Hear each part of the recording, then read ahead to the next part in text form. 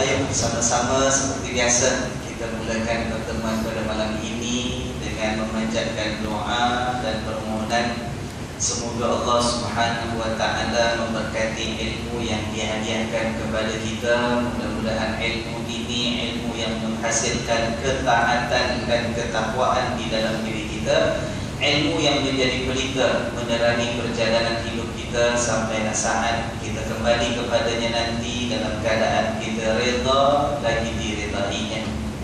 Dengan niat yang demikian, Al-Fatihah. A'udzu billahi minasyaitonir rajim. Bismillahirrahmanirrahim. Alhamdulillahi rabbil alamin. Ar-Rahmanir Rahim.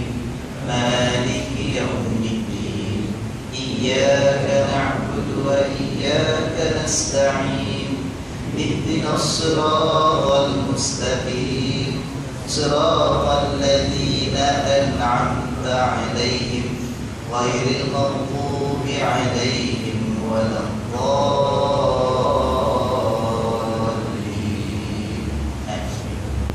Bismillahirrahmanirrahim.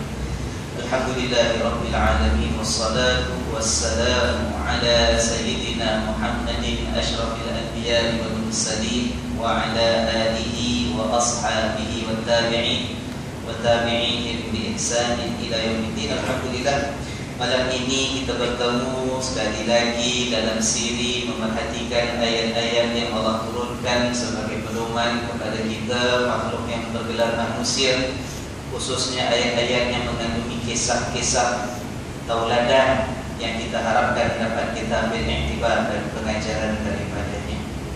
Malam ini seperti mana yang telah saya sebut kemarin adalah pertemuan kita yang terakhir sebelum kita cuti sementara Ramadan dan juga Hari Raya Aidil Fitri. Baru tadi saya dengan pegawai masjid bincangkan untuk pastikan minggu keberapa nanti Syawal kita akan mula kembali buka kelas. Lihat-lihat kepada jadual saya, InsyaAllah kalau tidak ada halangan apa-apa, nanti di akhir kelas ni ingatkan saya untuk ingatkan lagi tuan-tuan, takut kita lupa ya. Jadi permulaan kelas saya sebut dulu.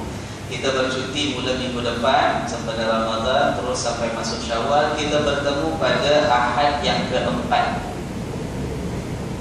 dalam bulan Syawal, merupakan Ahad yang keempat bulan Ogos pun, kalau tak salah saya 24 hari bulan ya. Jadi Ahad yang pertama, Ahad kedua dan Ahad ketiga bulan Syawal masih boleh tuan-tuan nak beraya-beraya lah, nak bertandang makan kuih rumah siapa pun pergilah. Saya pun nak raya juga. Nanti minggu keempat Syawal kita jumpa pada 24 hari bulan. Nah, Alhamdulillah minggu lepas kita telah melihat satu kisah yang sangat menarik yang mengandungi banyak pengajaran kepada kita, yaitu kisah tentang pertukaran kiblat ya dalam solat. Kita baca ayat yang keberapa kemarin, ayat pertama dalam juz yang kedua dalam surah Al-Baqarah ayat 142 dan sebahagian ayat 143 ya kan. Kita katakan kemarin bahawa Rasulullah sallallahu alaihi wasallam bila mula sampai di Madinah itu kiblat dalam solat baginda dan para sahabat radhiyallahu anhum ialah menghadap Baitul Maqdis. Sekarang ini di Palestin untuk selama lebih kurang 16 ataupun 17 bulan lamanya menurut riwayat hadis Imam Al-Bukhari rahimahullah. Kemudian sepanjang 16-17 bulan itu Rasulullah SAW sering, malah dalam solat pun matanya mengerling-ngerling menghadap ke atas. Tengok-tengok itu ke atas matanya, menanti-nanti kalaulah ada wahyu, ada perintah daripada Allah diizinkan untuk beralih daripada menghadap Baitul Maqdis menghadap ke Ka'bah. Sebab hati Nabi lebih senang menghadap ke Ka'bah sebagai kiblat dalam solat. Akhirnya diturunkan ayat oleh Allah Subhanahu wa taala yang sedang kita baca, yang telah kita mulakan minggu lepas, memerintahkan agar Rasul sallallahu alaihi wasallam berpaling ke Ka'bah sebagai kiblat. Ada perbincangan di kalangan para ulama, tuan-tuan dan puan sekalian ya. Para ulama tidak pertikaikan daripada awal sampai Madinah selama 16 ataupun 17 bulan lamanya menghadap Baitul Maqdis. Turun ayat ini pindah menghadap ke Ka'bah. Yang jadi persoalan dibincangkan oleh para ulama ialah masa di Mekah sebelum hijrah. Masa di Mekah sebelum hijrah itu kiblat Nabi sallallahu alaihi wasallam dalam solat apakah menghadap Ka'bah ataupun daripada awal wajib solat di Mekah itu memang daripada awal menghadap Baitul Maqdis saja. Ini ulama bezakan. Ada sebahagian ulama mengatakan daripada awal wajib solat ketika Nabi dapat wahyu di Mekah sebelum hijrah itu daripada awal kiblatnya Baitul Maqdis sampai Nabi hijrah, sampai di Madinah terus lagi menghadap Baitul Maqdis sampai 16 ataupun 17 bulan namanya baru tukar ke Ka'bah. Ini menurut satu pandangan. Pandangan yang kedua mengatakan Nabi itu sallallahu alaihi wasallam semasa di Mekah sebelum hijrah memang kiblatnya dah menghadap Ka'bah dah. Lebih kurang sampailah Nabi itu berhijrah sampai di Madinah. Sampai di Madinah disuruh oleh Allah Subhanahu wa taala untuk menghadap Baitul Maqdis pula. 16 bulan, 17 bulan barulah turun ayat yang menyuruh pindah balik menghadap ke Ka'bah. Jadi ulama beza pandangan. Masa di Mekah menghadap Ka'bah ke kiblatnya ataupun Baitul Maqdis. Tidak ada kesepakatan pendapat ulama. Dan kita pun tak nak masuk dalam bab itu. Bagi kita tidak menjadi masalah. Siapa nak ikut pendapat kata Nabi dulu kat Mekah menghadap Ka'bah, pindah Madinah menghadap Baitul Maqdis, kemudian suruh menghadap Ka'bah balik, terpulang kalau nak pegang pendapat itu. Yang nak ikut pendapat ulama golongan kedua mengatakan tak, daripada awal di Mekah memang dah menghadap Baitul Maqdis dah, sambung sampai di Madinah menghadap Baitul Maqdis juga, tapi lepas 16 ataupun 17 bulan barulah dipindahkan menghadap Ka'bah. Itu tidak menjadi masalah kepada kita. Ya, tak timbul isu apa-apa. Tapi yang nak jadi pengajaran ialah bila di Madinah lepas menghadap Baitul Maqdis disuruh menghadap Ka'bah. Kemudian perkara itu dipertikaikan oleh orang-orang Yahudi. Apa ni dah menghadap Baitul Maqdis bagus-bagus sama kiblat dengan kita, kata Nabi. Apa orang-orang Yahudi kata, sekarang pindah balik ke Ka'bah, dipersoalkan perintah daripada Tuhan. Maka Allah membahasakan mereka sebagai sufaha. Kata Tuhan minggu lepas, saya ulus sufaha minan nas. Orang-orang yang bodoh itu daripada kalangan manusia akan berkata demikian. Kita dah baca ayatnya. Ya. Tak bijak jadi manusia persoalkan perintah Allah. Itu milik Allah kan? Kita kata kemarin, semua arah alam ini milik Allah. Itu hak Allah. Allah nak tentukan tak? Baik, kemudian kita baca sebahagian ayat 143 kemarin.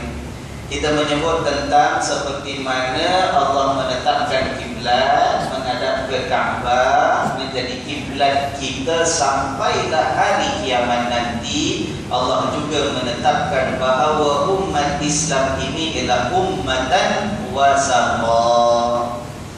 Ummatan wasata, umat pertengahan. Dan kita dah uraikan kemarin, jangan salah faham pertengahan itu apa maksudnya, ya. Bukan maknanya kita ini bukan umat yang tak mencapai yang terbaik, tidak. Bila suruh berusaha tak apalah ustaz, lebih kurang kita umat tengah-tengah aja, bukan begitu maksudnya. Berusaha yang terbaik, beramal yang paling baik, mencari keridhaan Allah, kita berlumba-lumba. Kata Allah, fastabiqul khairat. Berlumba-lumbalah kamu bersegera mendapatkan kebaikan yang banyak daripada Allah. Fastabiqu, berlumba-lumba. Orang kalau berlumba maknanya nak menang ke nak kalah? Menang. Itu namanya lumba-lumba. Ada orang masuk perlumbaan, masuk competition, masuk apa ini pertandingan, niatnya ada berapa peserta? Ada 20. Okeylah, aku nak lumba dapat tempat ke 10. Macam mana orang masuk lumba nak dapat tempat ke 10? Kata kita tengah-tengah umat dan wasatan. Berlumba mesti dihadapkan, ya kan? Allah kata berlumbalah, fastabiqu al-khairat untuk mendapatkan kebaikan. Tapi yang kita kata kemarin pertengahan maknanya apa? Seimbang, ya kan? Antara keperluan rohani, keperluan jasmani, antara hak pribadi dengan hak masyarakat, antara hidup dunia dengan hidup akhirat, seimbang. Tidak terlalu ke kanan, pentingkan dunia lupakan akhirat. Alhamdulillah. Tak terlalu ke sana pula, ingat akhirat terus sampai tak nak ingat dunia dan tanggungjawab kita hidup di dunia pun tidak cukup. Nah, kita sampai itu dalam pertemuan 3 minggu lepas, sampai kalimat wa yakuna rasulu alaikum syahidah. Cuma sebelum saya sambung, ada satu persoalan. Ada yang bertanya kepada saya selepas kelas minggu lepas, Ustaz, dia kata, kan dalam perbincangan kita katakan umatan wasata itu umat yang seimbang, tengah-tengah, betul tak? Tidak terlalu ke barat, tidak terlalu ke timur, tidak terlalu ke kanan, tidak terlalu ke kiri.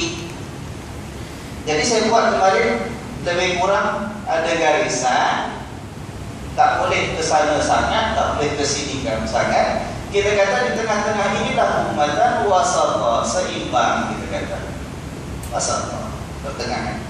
Jadi ada yang tanya dengan saya, Ustaz, macam mana Ustaz kata macam itu? Kalaulah ini dunia, keperluan dunia, hidup dunia, dan katakanlah ini keperluan hidup akhirat, ternyata tak betul lah Ustaz. Kalau kita kat tengah-tengah, kenapa tak betul? Dia kata, dalam Quran kan banyak ditekankan bahawa yang akhirat itu lebih utama daripada dunia. Walal akhiratu khairul laka minal ula. Dan sesungguhnya hidup akhirat itu lebih utama daripada hidup dunia. Wal akhiratu khairum wa abqa. Dan akhirat itu lebih baik, ya, dan lebih kekal daripada hidup dunia. Jadi kalau tengah-tengah ni tak betul kata dia. Sebab orang Islam patutnya akhirat lebih daripada dunia, ya kan? Sebab akhirat lebih kekal, akhirat lebih baik kata Allah, akhirat lebih utama daripada dunia. Kita ini memanglah tak tinggalkan dunia, kita memanglah ada tanggungjawab dunia, tapi tak bolehlah tengah-tengah, sebab akhirat lebih utama daripada dunia. Saya kata tuan, baiklah, betul juga, ya kan? Betul juga. Cuma perkataan wasata ni kita kena faham. Wasata ni maknanya yang ada di tengah, bukan bermaksud mesti exactly in the middle. Kalau yang ini 100 meter, bila kita kata wasata bukan mesti yang ini 50 meter, yang ini 50 meter, mesti kat tengah-tengah. Tidak. Wasata is anything in between. Wasata maknanya di antara ini dengan ini, dia ada di tengah. Mungkin sini ini pun wasata juga, sebab dia di antara akhirat dengan dunia. Yang ini pun wasata juga, faham tak? Jadi kita kata, bagi orang Islam dia perlu seimbang. Bila seimbang, dia meletakkan sesuatu di tempatnya yang sebenar. Antara kehidupan akhirat dengan kehidupan dunia, kehidupan akhirat lebih utama, lebih kekal, lebih menjadi matlamat daripada kehidupan dunia. Dari segi itu, kita kata sepatutnya yang tengah itu disinilah. Sini lebih ke akhirat daripada dunia, ya kan? Sini wasata tak? Sebab dia berada di antara dunia dengan akhirat. Dari sudut ini. Tapi dari sudut berikan perhatian apa yang perlu kita buat sekarang. Yang lebih utama yang mana? Yang lebih utama yang Allah kasih sekarang. Akhirat kita belum boleh buat apa-apa lagi, belum sampai. Yang Allah beri umur kepada kita sekarang di dunia. Sekarang inilah yang kita perlu kerjakan lebih utama sebelum sampai akhirat. Dari segi kerja, dari segi usaha, dari segi amal, dari segi ibadat, kewajipan, yang sekarang ini perlu kita fikirkan terlebih dahulu sebagai bekalan kepada akhirat. Sebab itu kita minta Rabbana atina fid dunya wa fil akhirah dulu. Dunia hasanah. Loh, kok minta dunia hasanah dulu, tak minta akhirat hasanah dulu, kan akhirat lebih utama. Kita kata yang kebaikan kita nak usahakan yang di dunia terlebih dahulu, sebab kita berada di dunia sekarang ini. Nampak tak? Satu sudut wasata maknanya kita mesti di sini. Satu sudut wasata maknanya kita mesti ada di sini. Macam kalau orang buat timbangan ya, ini timbang kedai-kedai dulu lah, kedai sekarang tak ada timbang macam ini lagi. Masih ada? Tak ada kan? Kalau yang ini dulu ada timbang apa, dacing, itulah dia ada letak besi ya, yang 1 kilo, 2 kilo besi, 5 kilo ya. Kalau yang ininya ringan, yang ini besar, ya kan? Bukan dacing yang seperti ini ya, dacing yang kita kata yang seperti ini. Kan ada kedai-kedai dulu timbang ya.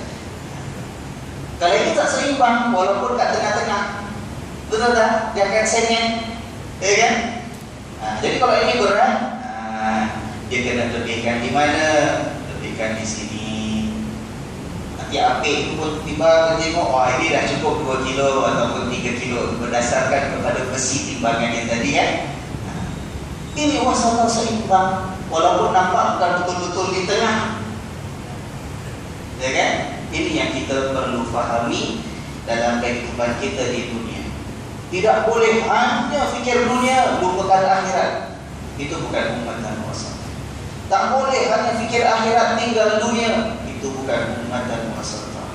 Perlu ada di tengah-tengah antara dunia dengan akhirat. Tapi lebihkan akhirat ke, lebihkan dunia ke, yang penting di tengah-tengah antara dunia dengan akhirat. Nampak? Antara keperluan jasmani dengan keperluan rohani kita, agak kat mana yang perlu kita lebihkan keutamaannya? Rohani ke jasmani? Ada masanya jasmani perlu diberikan perhatian lebih.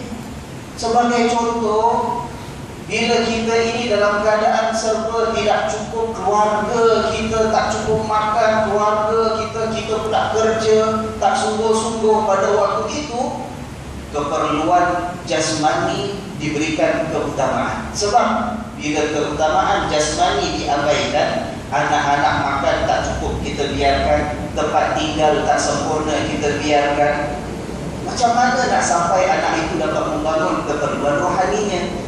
Tak boleh sampai, ya kan?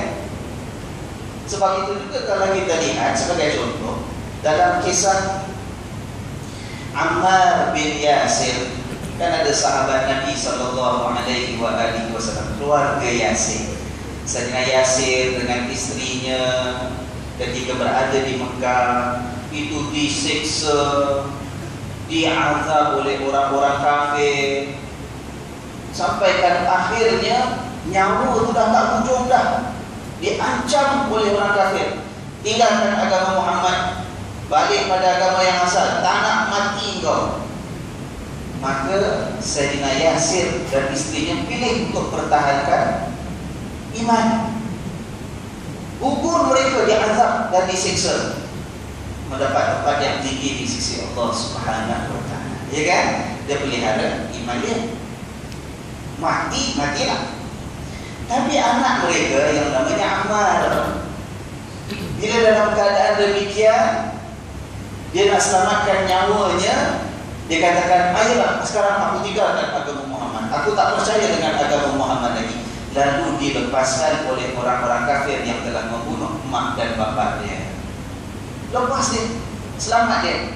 Tapi dia balik kepada Rasulullah SAW dalam keadaan menangis, takut, mengadu kepada Nabi, ya Rasulullah, macam mana dengan iman aku? Bagaimana Allah menerima aku? Kenapa? Rupa-rupanya pasal nak selamatkan nyawa, dia sanggup melafazkan kalimat kufur. Wah, kalau kita apa kita buat? Pukul aja lah. Apa iman tak kuat nak pertahankan sampai sanggup mengatakan perkataan kufur. Pukul aja kalau kita kan. Tapi Allah Subhanahu wa ta'ala turunkan ayat. Siapa pun, yang maksudnya lebih kurang siapa pun dalam keadaan kalau memang terancam nyawanya, sampai terpaksa untuk selamatkan nyawa, terpaksa melafazkan kalimat kufur, yang penting hatinya tetap teguh dengan keimanan, tidak menjadi masalah. Nah, jadi kita nampak antara iman bagi Sayyidina Ammar itu, antara iman dengan nyawa keperluan fisikal, ya kan? Iman keperluan hati, rohani, ya kan? Dalam keadaan demikian, Sayyidina Ammar berikan keutamaan yang mana? Keutamaan kepada nyawa, ya kan? Fisikal. Allah terima. Allah kata yang penting hati tetap dengan keimanan. Apa tak tuan? Jadi begitulah. Tapi kalau secara umum, antara keperluan fisikal dengan keperluan rohani, bagi orang yang beriman dia tahu, kalau fisikalnya sakit memang mudarat, tapi tak sedahsyat mudarat dan keburukannya kalau rohaninya itu berpenyakit. Rohani sihat lebih utama daripada badan yang sihat. Sebab Rasulullah sallallahu alaihi wasallam juga pernah mengingatkan bahawa Allah lebih melihat hati kamu, bukan Allah lebih lihat kepada rupa paras kamu yang zahir. Ya kan? Jadi ada masanya kena seimbang. Kadang-kadang tarik sana sikit dalam keadaan yang tertentu. Ada keadaan tertentu sedikit supaya benda itu seimbang. Asalkan wasata di antara ini dengan sana, dia ada di mana-mana yang tengah. Boleh faham maksud saya ni? Ya, ini sebagai menjawab pertanyaan orang yang selepas kuliah minggu lepas tanya, apa betul-betul tengah je Ustaz? Akhirat kan lebih utama daripada dunia. Ya, yang betul. Jadi kita seimbangkan, mana yang lebih akhirat, lebih akhirat. Mana yang perlu lebih dunia, kita lebih dunia. Baik. Mudah-mudahan itu tidak membingungkan tuan-tuan sekalian, insya-Allah ya. Sekarang kita sambung cerita dalam ayat 143. Firman Allah Subhanahu wa taala, "Wa ma ja'alna al-qiblata allati kunta 'alaiha illa lina'lama man yattabi'ur rasula mimman yanqalibu 'ala 'aqibaihi." Dan tidaklah kami jadikan kiblat. Kami kat situ siapa agak-agak tuan? Allah. Dan tidaklah kami, yakni Allah, jadikan kiblat allati kunta 'alaiha, yang dahulu kamu itu menghadapnya, illa, kecuali semata-mata bertujuan untuk lina'lama man yattabi'ur rasul. Kecuali untuk apa? Lina'lama. Apa makna lina'lama dalam terjemahan yang tuan-tuan ada? Tidak. Kecuali untuk, melainkan untuk mengikuti, kan? Jadi ujian. Okey, ujian ya. Dalam yang ada pada saya ditulis agar, melainkan agar kami mengetahui, ya, siapa yang ikut Rasul daripada orang yang qalibu ala aqibai, yang belot ataupun yang berpatah balik dalam pendirian. Baik. Allah Subhanahu wa taala nak terangkan yang kiblat yang sebelum ini yang kamu ngadap, maknanya yang kemarin selama 16 ataupun 17 bulan kamu menghadap Baitul Maqdis, ya kan? Kami jadikan kiblat yang dulu itu begitu, kemudian sekarang kami tukar. Kiblat yang dulu itu memang Allah tetapkan dengan tujuan apa? Lina'lama. Lina'lama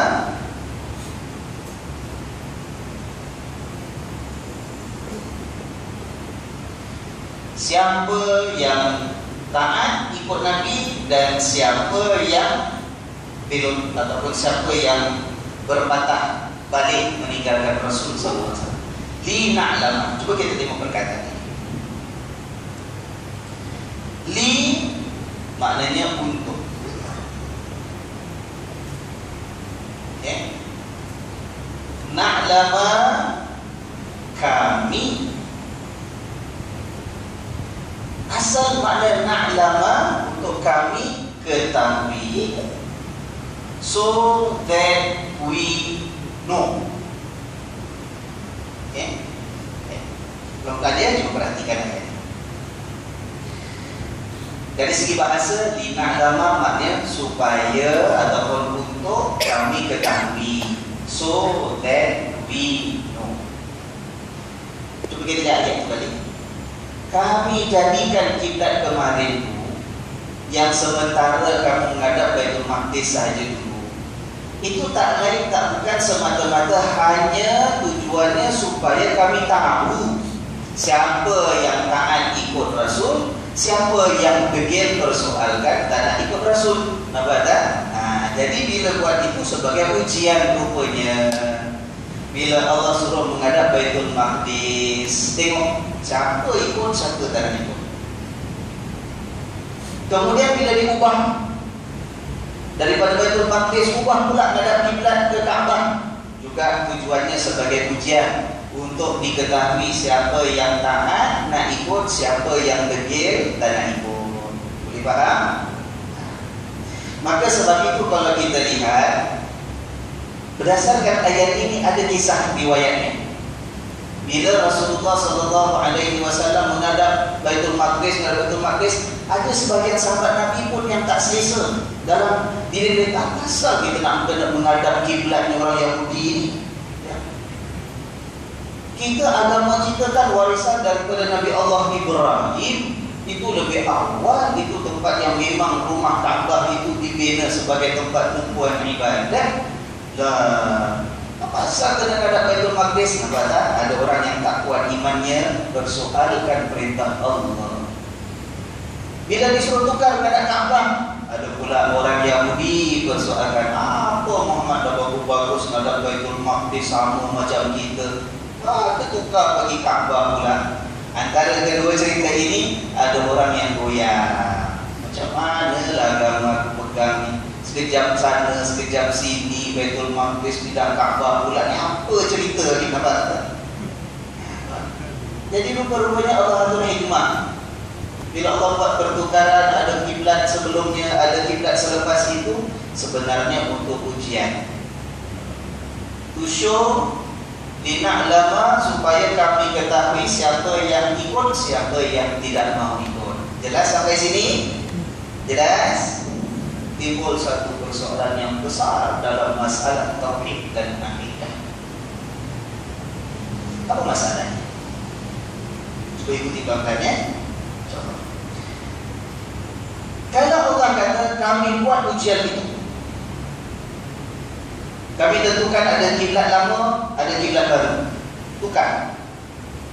Tujuannya supaya kami tahu, so that we know.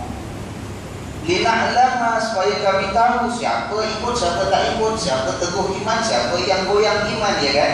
Persoalan ialah, apa kalau Allah tak buat ujian itu, Allah tak tahu ke? Sampai nak kena tes baru Allah dapat tahu.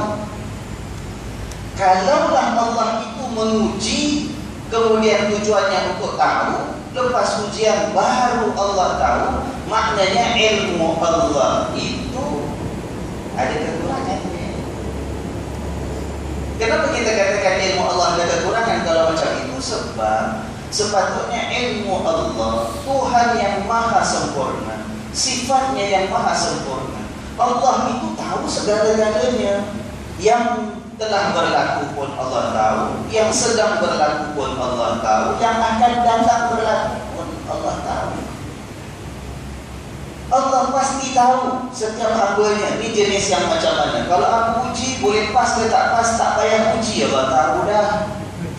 Ya tak? Kalau sampai nak kena uji, baru Allah tahu. Tak uji, Allah tak tahu. Tak sempurna lah ilmu Allah macam tu. Nampak tak tuan?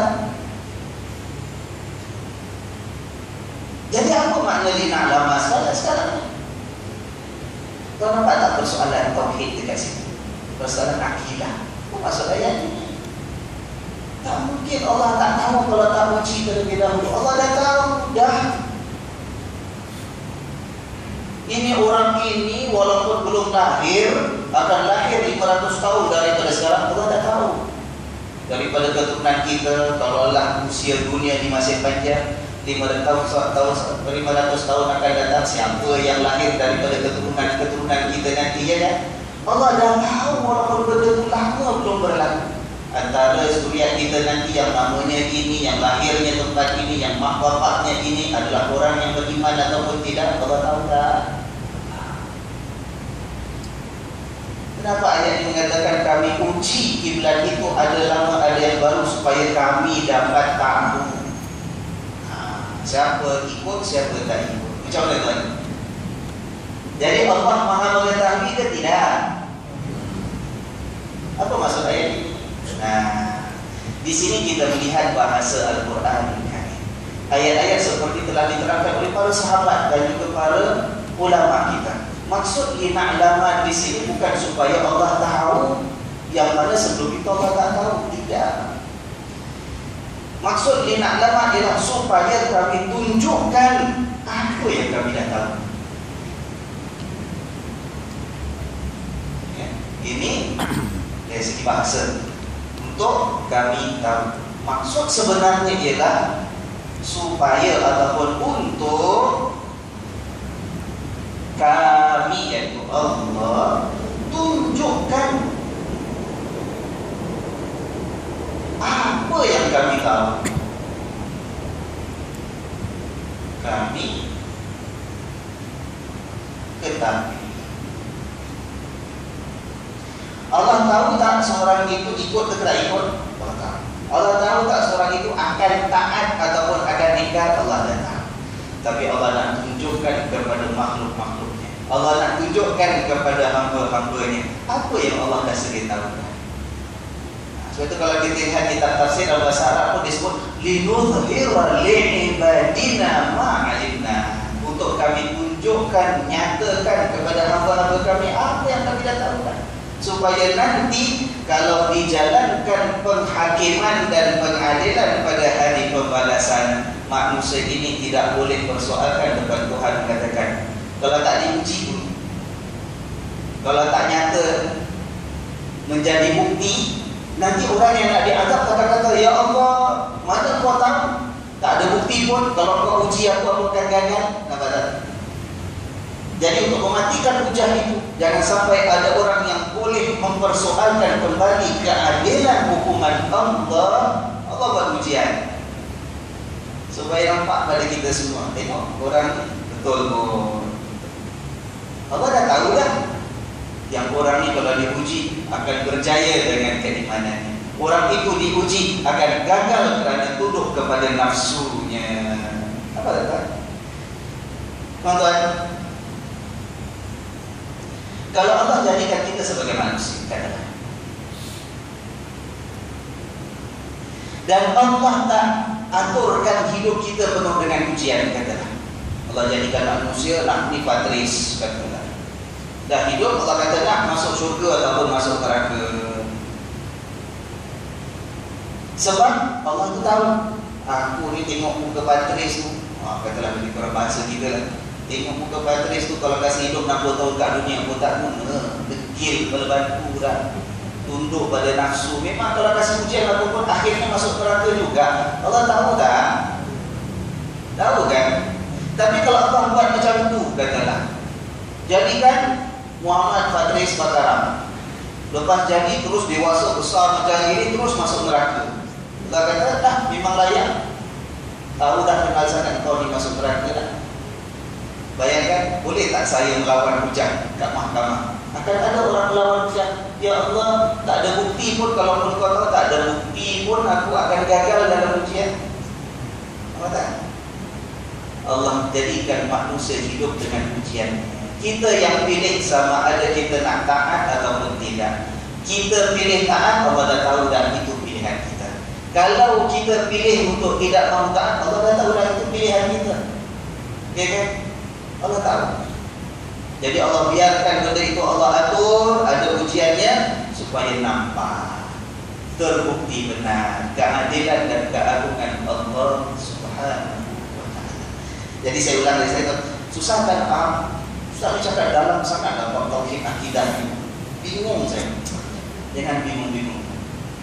Kita nak tegaskan bahawa Allah Subhanahu wa ta'ala mengatur syariatnya itu ada tujuan, bukan sia-sia. Kalau Allah kata menghadap Baitul Maqdis, ada tujuan. Allah kata tukar sekarang daripada Baitul Maqdis menghadap Kaabah, juga ada hikmah dia. Itu nombor satu.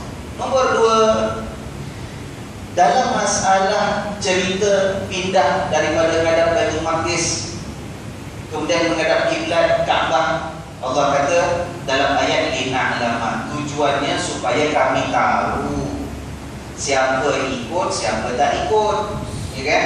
Timbul persoalan, apakah kalau tak buat tes dan ujian itu Allah tak tahu siapa yang akan taat dan siapa yang akan ingkar? Kalau sebelum buat tes, sebelum ada ujian Allah tak tahu, maknanya tak sempurna pengetahuan Allah, ilmu Allah, ya kan?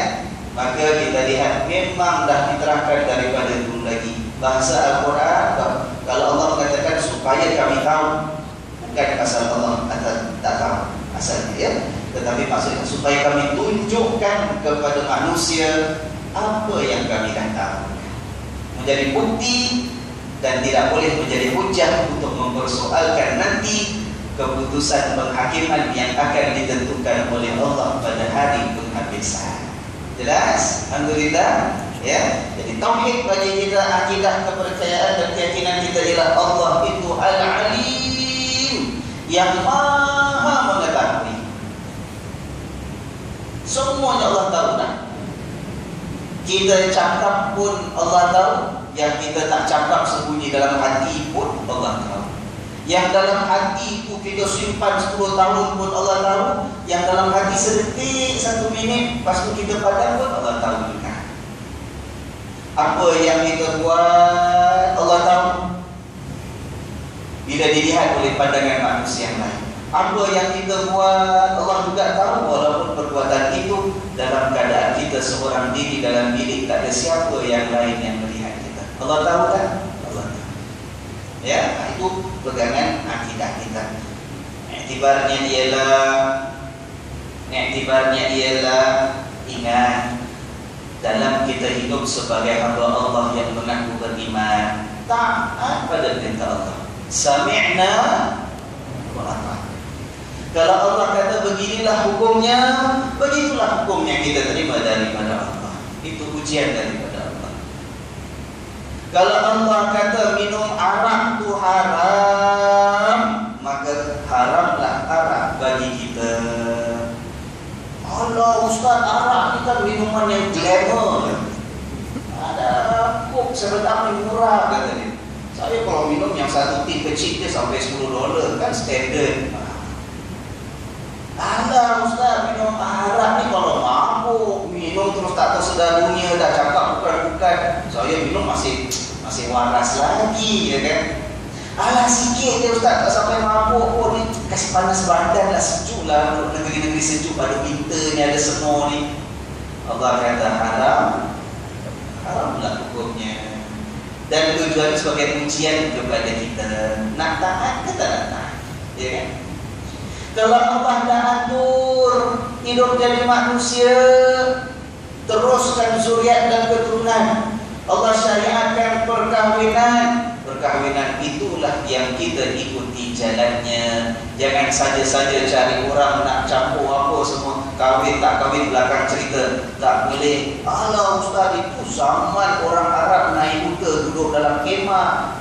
Kita sekarang ni dah biasa, siapa nak duduk serumah dengan siapa dia punya suka. Tak ada orang kacau, dia tak kacau orang, orang tak kacau dia. Suka sama suka, setuju. Apa lagi kecoh-kecoh? Kita kata haram, tetap haram. Ujian kepada kita. Allah kata, maka carilah pasangan, berkahwinlah lelaki dengan wanita. Tak, saya lelaki tapi saya berkenan dengan lelaki je. Ya kan? Itu dulu Ustaz, zaman Nabi Lut yang tak boleh. Sekarang kita syariat Nabi Muhammad, bukan syariat Nabi Lut. Sekarang kita dah sama-sama hak asasi manusia. Siapa tak, siapa suka, it's our right to love. Ujian daripada Allah. Bukan Allah tak tahu kita akan taat ke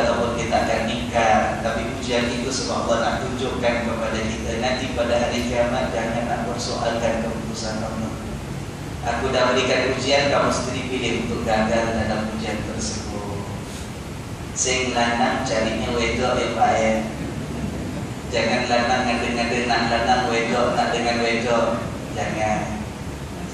Tapi Ustaz, kesian lah. Abang saya mungkin, adik saya mungkin, jiran saya mungkin macam tu Ustaz ya, dengan penuh keihsanan. Kita kasihan, kita prihatin, kita tak setuju, tapi kita bantu dia untuk mencari Tuhan. Masalahnya nafsu beraja dalam hati sebab tidak yakin dan tidak nampak keagungan dan ilmu Allah. Allah tahu rahsia kita, Allah tahu keinginan kita, Allah tahu keadaan diri kita. Tetapi bila kita tak menyedari ilmu dan pengetahuan Allah tentang kita, kita buat tak tahulah dengan Allah. Itu jadi masalah. Ya kan? Semua ini adalah ujian. Kata Piramli, cobaan. Sebab itu kalau tengok cerita Piramli, ambil iktibarnya. Betul tak? Dunia ini cobaan. Allah kata memang kami nak uji, tunjukkan siapa taat, siapa yang tidak. Ayo kita sambung terus. Ustaz ni komennya pergi jauh-jauh kan nanti tak habis lagi cerita. Wa in kanat lakabiratan illa 'alal ladina hadallah, kata Allah. Dan sesungguhnya keputusan Allah untuk pindahkan kiblat itu sesuatu yang berat, kecuali bagi orang yang memang diberikan hidayah oleh Allah. Nak tukar kiblat bagi sebahagian manusia berat. Kita kalau dah terbiasa dengan sesuatu suruh tukar, berat. Kalaupun badan tak susah nak tukar menghadap kiblat yang lain, tapi dalam hati timbul persoalan, apa tukar-tukar ni? Tak konsisten. Kenapa Nabi suruh tukar? Kenapa Allah suruh tukar? Ya, ada change of mind ke Allah ni lah, kan? Satu yang jadi berat dan persoalan, ya kan? Illa, kecuali kata Allah, 'alal ladina hadallah, orang-orang yang Allah beri hidayah hatinya. Bila orang dapat hidayah, dapat pimpinan, dapat cahaya taufik daripada Allah, Allah tentukan apa pun pada kita tidak menjadi masalah sebab ada hidayah. Sebab itu banyak kali saya sebut dalam kuliah-kuliah yang lepas, pentingnya kita ini ada ilmu pandai macam mana pun, jangan sombong minta hidayah daripada Allah. Tiap-tiap hari dalam solat, tiap-tiap rakaat kita baca Fatihah, ihdinas siratal mustaqim. Sebab itu saya nak pesan dengan penuh rasa kasih sayang saya, kalau ada yang hadir, kalaupun yang tak hadir, yang mengikuti ceramah ini, kuliah ini daripada internet, kalau yang tak ikut live pun ada rakaman, boleh tengok dalam YouTube nanti sebagai contoh. Saya nak pesan, kalau tuan-tuan, puan-puan, adik-adik, remaja-remaja kita yang menghadapi ujian dalam kehidupan ini, merasa sesuatu kesulitan dan kepayahan nak taat kepada perintah Allah, susahlah Ustaz. Memang hati saya dah macam ini, jiwa saya macam ini.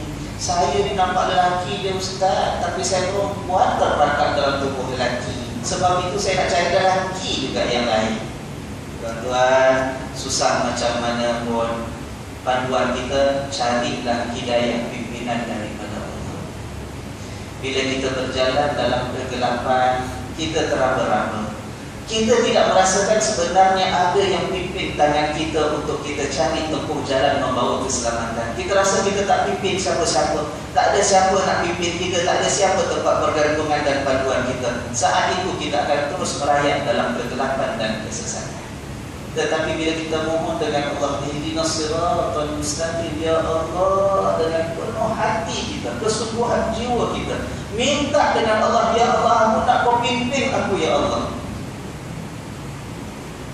Minta, ya Allah, kau bimbing aku, taufik hidayahmu, petunjukmu, aku harapkan, ya Allah. Minta betul-betul sungguh-sungguh dengan Allah. Allah akan berikan kekuatan kita melawan hawa nafsu. Allah akan berikan kita ini ketetapan hati untuk mencari keredaannya, lulus dalam menghadapi ujian dalam kehidupan. kehidupan dunia kita. Masalahnya kita ini selalu lupa dengan pimpinan Allah. Kita tak mencari pimpinan Allah. Ya. Cuma manusia ini pelik lah. Pelik sangat manusia.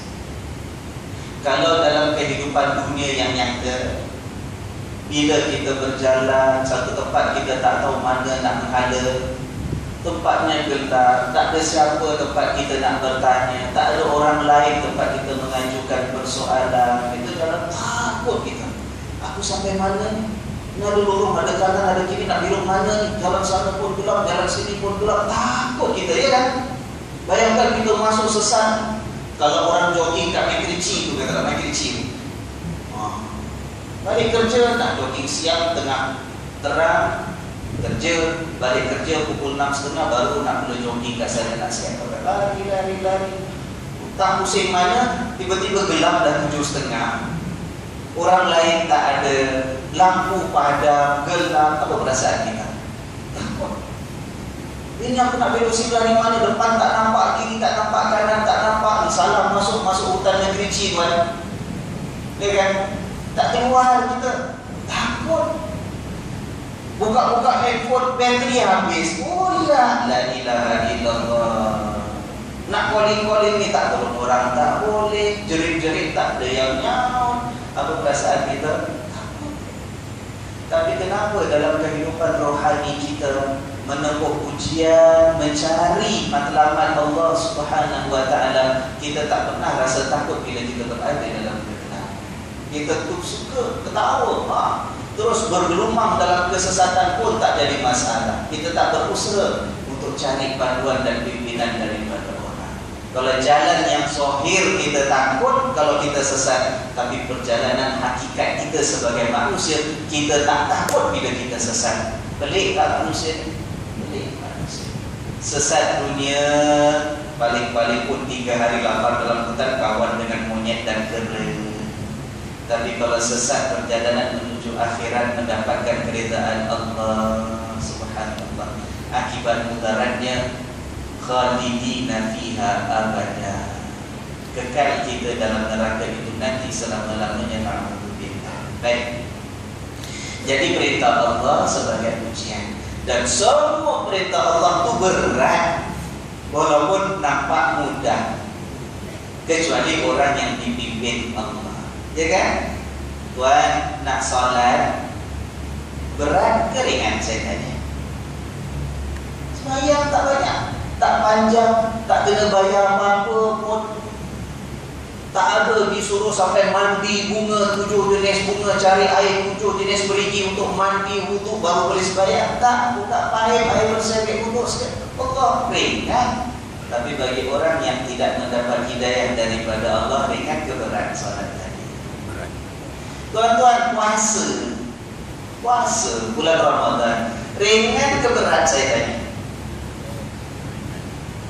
Boleh buat ke tak boleh buat? Malu kalau cucu dah 18, cucunya umur 7 tahun boleh puasa. Yai ni tak nak puasa. Oh, tak larat yai. Padahal kalau jogging masih boleh 20 batu tu kalau jogging tu. Ya kan? Boleh buat. Puasa itu ringan. Bukan maknanya 24 jam tak makan, tak minum. Cuma cepatkan sikit kita punya breakfast kita. Pagi yang biasa kita lantak rata 3 keping pukul 8 pagi, suruh cepatkan sikit aja sebelum 5.30 lebih kurang. Ya kan? Tengah hari, memang selalu tengah hari pun biasa kita tak ada apa-apa kalau tak makan tengah hari. Kerja, sibuk, keluar jalan, waktu lunch pun kita merayap pergi shopping, makan pun kita tak ingat. Tak ada masalah kita. Ya kan? Kenapa bila belum puasa, letihnya tak makan, tak boleh makan. Hari biasa tak makan, tak ada apa-apa. Malam tak boleh makan ke? Boleh. Yang biasa kita makan malam tu pukul 6.30 kita dinner. Nanti pukul 9 kita samba. Pukul 11 malam kita lantak apa, saya tak tahu apa nama. Bulan puasa atur maghrib kita makan malam. Ya kan? Orang tinggal atur balik jadual timetable-nya. Boleh ke tak boleh? Senang, tak susah. Tapi bagi orang yang tak dapat hidayah daripada Allah, tak boleh puasa tuan, tak boleh. Sebab itu selalu minta hidayah daripada Allah. Innal ladina illa 'alal ladina hadallahu. Wa ma kana Allahu liyudhi'a imanakum, dan tidaklah Allah itu mempersia-siakan iman kamu. Allah tak sia-siakan iman kamu. Ini ada sabab nuzulnya. Sabab nuzul itu maknanya apa? Ada kisah di sebalik turun ayat ini. Apa makna Allah itu tidak sia-siakan iman kamu? Ada kisah di sebalik turun ayat ini. Apa kisahnya? Kisahnya ialah bila dah tukar kiblat, yang sebelum itu menghadap Baitul Maqdis, tukar ke Kaabah, ya kan? Ada sebagian sahabat yang rasa risau, tanya dengan Nabi, "Ya Rasulullah, macam mana dengan sahabat kita seorang tu? Kemarin dia solat dengan kita menghadap Baitul Maqdis, belum kita tukar sekarang ke Kaabah, dah meninggal dah. Sampai dia meninggal sembahyangnya menghadap kiblat Baitul Maqdis. Macam mana dia ya Rasulullah? Kesian dia tak sempat tukar menghadap kiblat Kaabah." Maka Allah turunkan ayat, "Wa ma kana Allahu liyudhi'a imanakum." Allah itu tidak sia-siakan iman kamu. Kita buka kitab tafsir, kita akan dapat lihat kebanyakan ahli tafsir mengatakan maksud iman di sini ialah solat kamu. Ya. Dalam terjemahan Allah tidak sia-siakan iman kamu. Kebanyakan kitab tafsir mengatakan maksud iman ini ialah salat. Kerana apa? Kerana solat itu bukti benarnya iman kita. Orang yang disuruh solat sengaja tak mau solat, imannya itu menjadi persoalan. Iman yang questionable, pasal disuruh solat dan salat.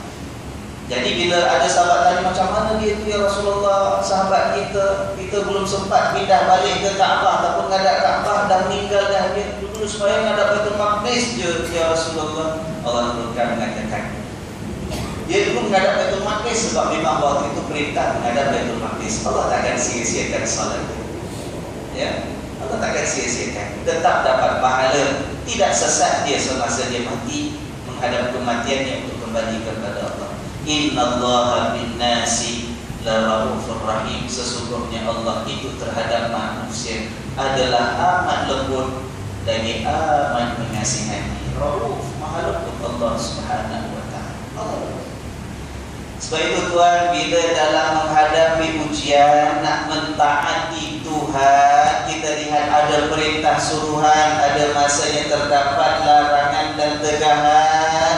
Janganlah menganggap Allah itu sengaja nak aniaya kita, tidak. Allah bila atur syariatnya, Allah itu maha lembut, Rauf, maha lembut kata Allah. Rahim, Allah maha mengasihani.